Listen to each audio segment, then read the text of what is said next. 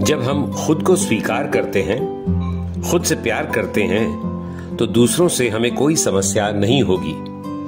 यह है श्री भगवान का आज का चिंतन। और अब कोयम्बटूर के चंद्रशेखर का चमत्कार। अगस्त 2016 में मेरी बहन मल्लिका ने अचानक अपनी बोलने की क्षमता खो दी।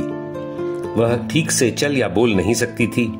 जब हमने पास के एक अस्पताल में एक डॉक्टर से परामर्श किया तो हमें पता चला कि वह स्ट्रोक से लकवाग्रस्त थी। उसे जीएच कोयम्बटूर में 1 सप्ताह के लिए भर्ती कराया गया और फिर पीएसजी अस्पताल में स्थानांतरित कर दिया गया।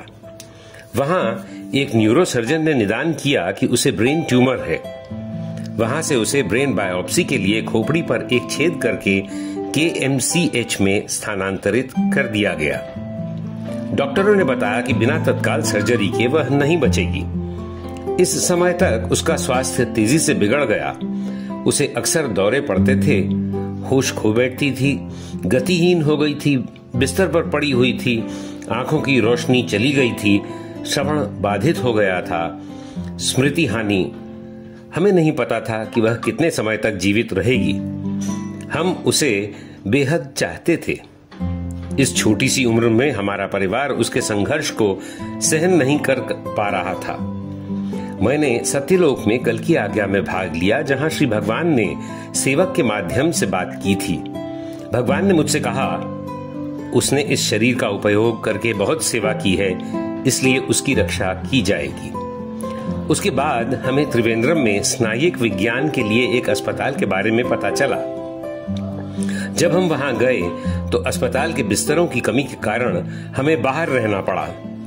उस सुस्त और मंद प्रकाश वाले होटल के कमरे में श्री भगवान प्रकट हुए और मेरी बहन पर एक दैविक सर्जरी की।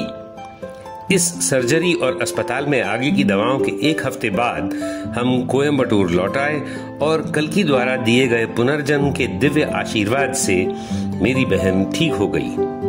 वह अब चलने, बोलने, देखने, सुनने में सक्षम है। वह बिना किसी सर्जिकल उपचार के दवाओं से बिल्कुल सामान्य हो गई।